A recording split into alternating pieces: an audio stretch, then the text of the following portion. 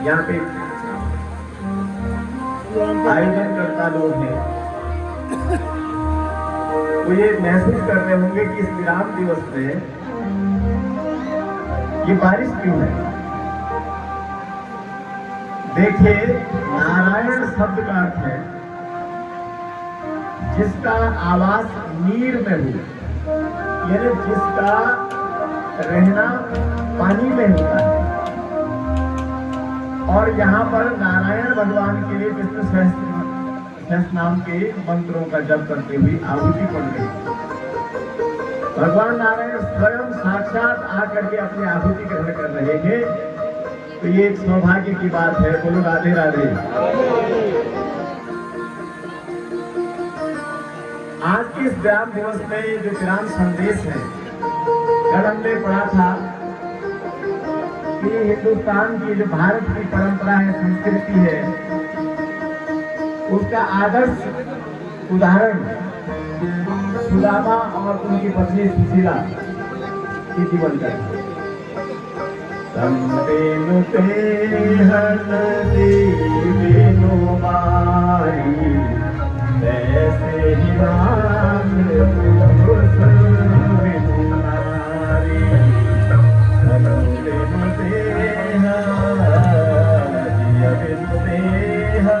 नदी बिनु पारी, ऐसे ही नाथ पुरुष बिनु नारी। हमारा भारतवर्ष ये मानता है, चाहे भगवान सीता और राम की जोड़ी ले लो, चाहे सुदामा और सुशीला की जोड़ी ले लो, कि जैसे बिना जिया के प्राण के देह नहीं होता, जिया बिनु देह, और नदी बिनु बारी, कोई नदी बिना पानी के नदी नहीं कहलाती। वैसे ही नाथ पुरुष बिनु नारी, ऐसे ही बिना पुरुष के नारी और बिना नारी के पुरुष। वो कहानी हमने सुनी थी। और उससे आगे अब भगवान परीक्षित, राजा परीक्षित को जो भगवान सुखदेव कथा सुना रहे थे, तो परीक्षित अब धीरे धीरे उनसे कहा कि भाई कुछ खा पी लो। उन्होंने कहा कि भगवान अब मेरी प्यास समाप्त हो गई। ये प्यास उस दिन समाप्त नहीं हुई जिस दिन मैं जंगल में भटक रहा था, और उस प्यास के कारण मैंने समीक ऋषि से पानी मांगा, और वो संन्यास में थे, वो ध्यान में थे। उन्होंने उठ के मुझे पानी नहीं पिलाया, मुझे गुस्सा आया और मैंने एक सांप उनके गले में डाल दिया। उस दिन तो मेरी प्यास मुझे लगी थी, मेरी दृष्टि उस दिन खराब थी, लेकिन अब मेरे जीवन के भूख प्यास मिट गई। अब मेरे अंदर भक्ति का भाव आ गया है।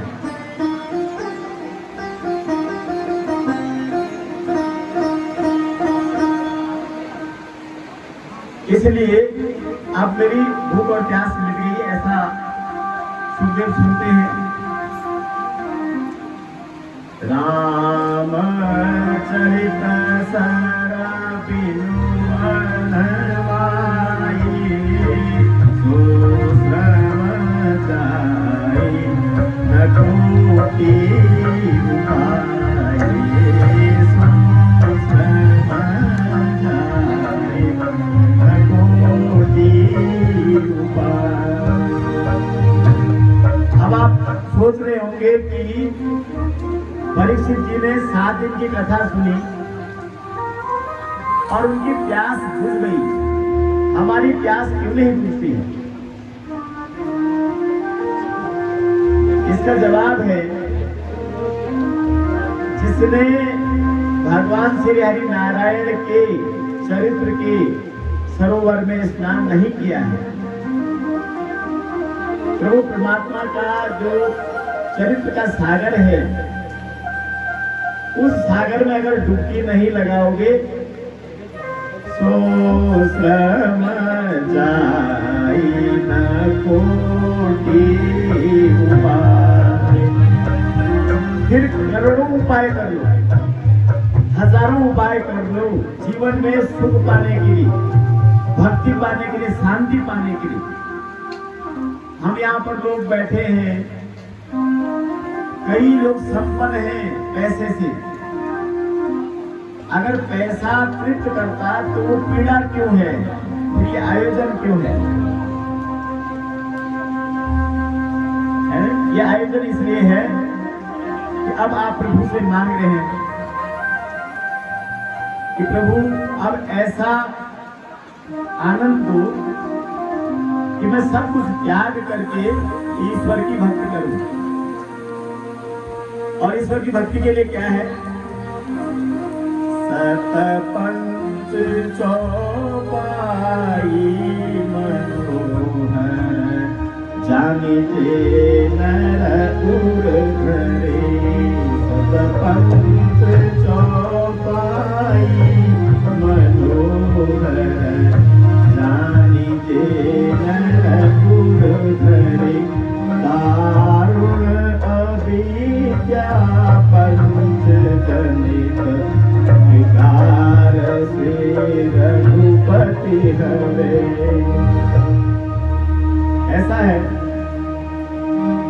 हमने बहुत शास्त्र सुना, इन 7 दिनों में कई श्लोक सुने, कई कहानियां सुनी। गजेंद्र मोक्ष की कहानी सुनी, ध्रुव की कहानी, प्रहलाद की कहानी, और एक सप्ताह का बहुत बड़ा ज्ञान यज्ञ यहाँ पे किया। अब आप ले करके क्या जाएंगे? आप तो 1000 बातें मत सीखो, उन कहानियों में से 7 या 5 बातें ऐसी सीखो।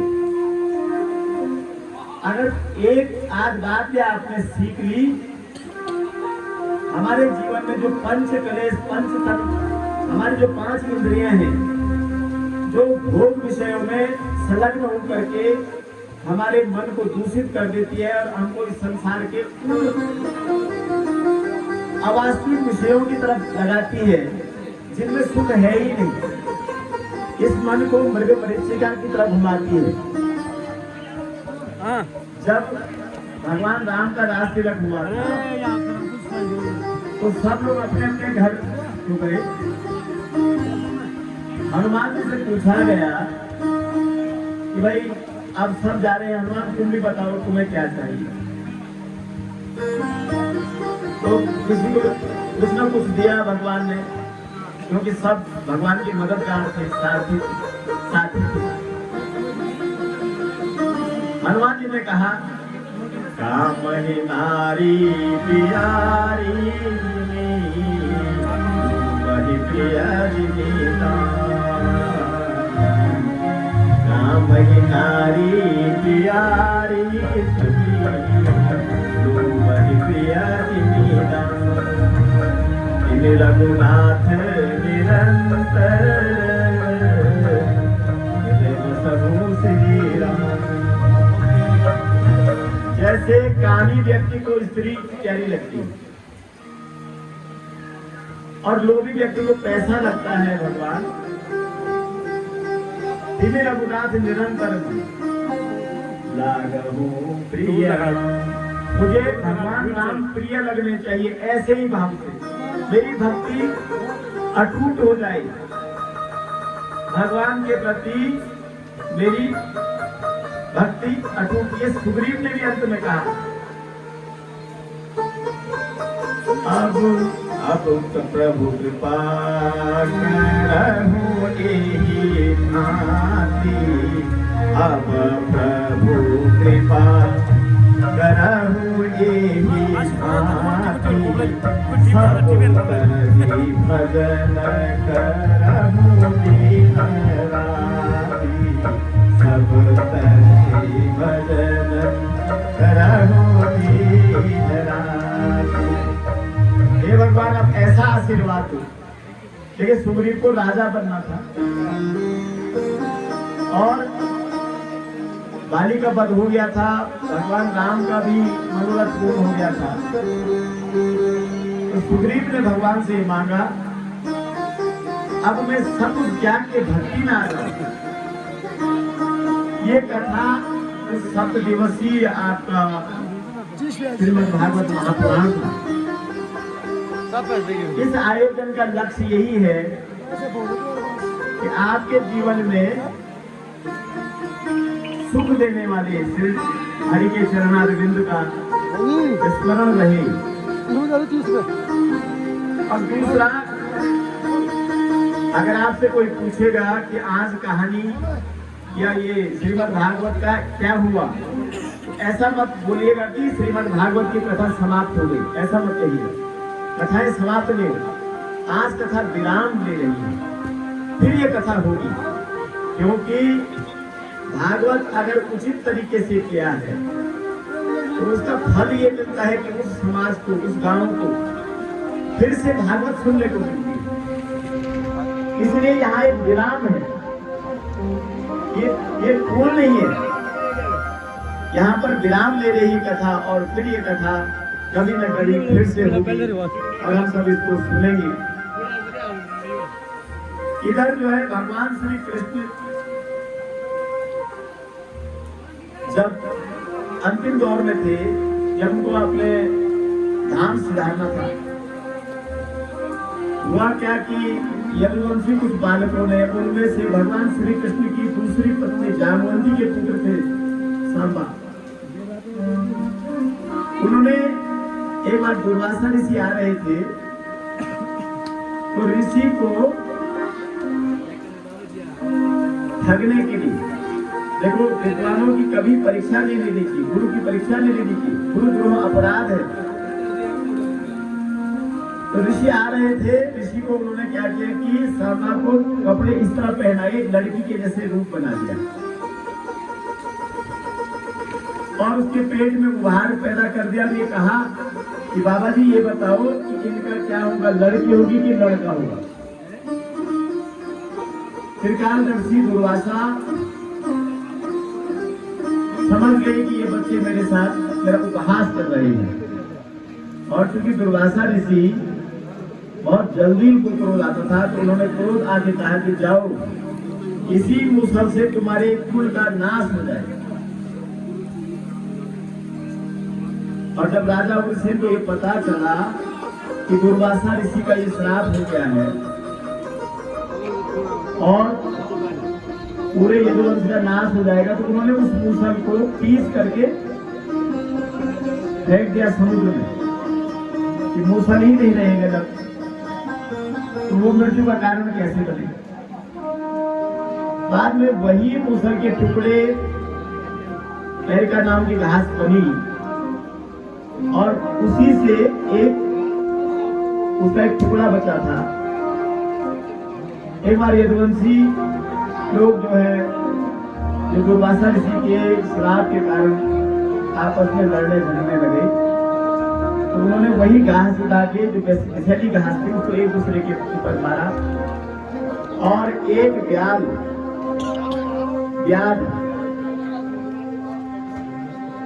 शिकारी, उसको उस मूसल का एक हिस्सा मिला, उसने अपने बाण को उसको लगाया और श्री कृष्ण के जो चरणारविंद थे, पैर थे, वो एक हिरण के तरह दिख रहे थे, लाल पैर,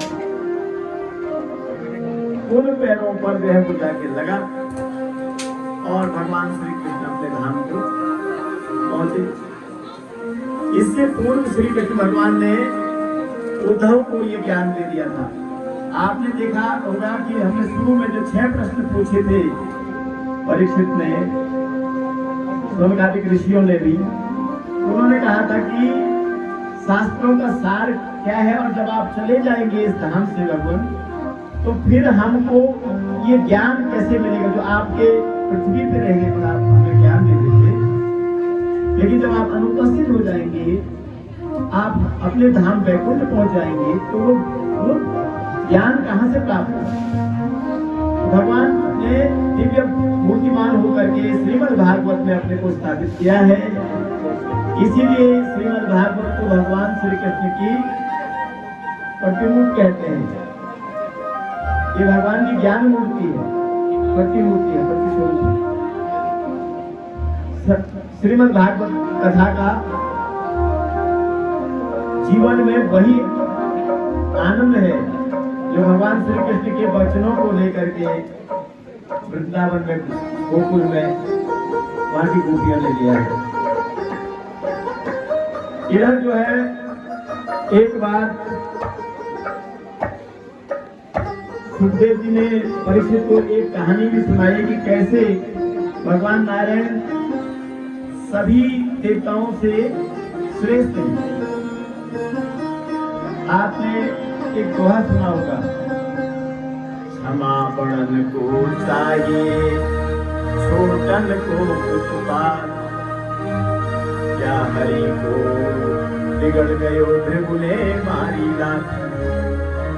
एक बार भृगु ऋषि ने तीनों देवों के, शंकर भगवान, ब्रह्मा भगवान और नारायण जी की परीक्षा लेनी चाहिए, और वो पहले ब्रह्मा जी के पास गए। ब्रह्मा जी ने उनसे समुचित बात नहीं की, उनका आदर नहीं किया, उनकी लिए खड़े नहीं उठे। भगवान शंकर भी उनका अनादर किया, उनको मारने दौड़े, क्योंकि भृगु उनकी परीक्षा लेना चाह रहा था और उनसे समुचित व्यवहार नहीं कर रहा था। जब वो श्री हरि नारायण के धाम में गए तो वहां श्री हरि नारायण जो सोए हुए थे। तो भृगु ने भगवान को चेष्टा की थी उठाने की, मैं आ गया, ये अभी सोए हैं, और भृगु ने एक लात मार दी श्री हरि के छाती पर। उस लात से जैसे भगवान विष्णु उठे तो उन्होंने कहा कि ऋषिवर, आपके कोमल पैरों में दर्द तो नहीं हो गया, आपके पैरों में पीड़ा तो नहीं होगी? तो फिर भृगु जो है, भृगु ऋषि शरणागत हो गए नारायण भगवान। हाँ, आप सर्वश्रेष्ठ हैं। देखिए, ये सारी कहानियां हमें ये समझाती है कि जीवन में बड़ा बनना है तो क्षमा करना सीखो। क्षमा बड़न को चाहिए। कभी आपसे कोई छोटी उम्र का बच्चा, आपकी संतान, आपके बच्चे, आपके समाज का कोई आदमी अगर कोई दुर्व्यवहार कर लेता है, उस समय के लिए सहन कर लो, आप बड़े बन जाएंगे, क्योंकि श्री हरि नारायण का कुछ भी नहीं घटा। यहां से आगे जाकर के एक कहानी भस्मासुर राक्षस की थी, जिसको भगवान शंकर ने ये वरदान दे दिया था कि तुम जिसके सर पे हाथ रखोगे वो भस्म हो जाएगा।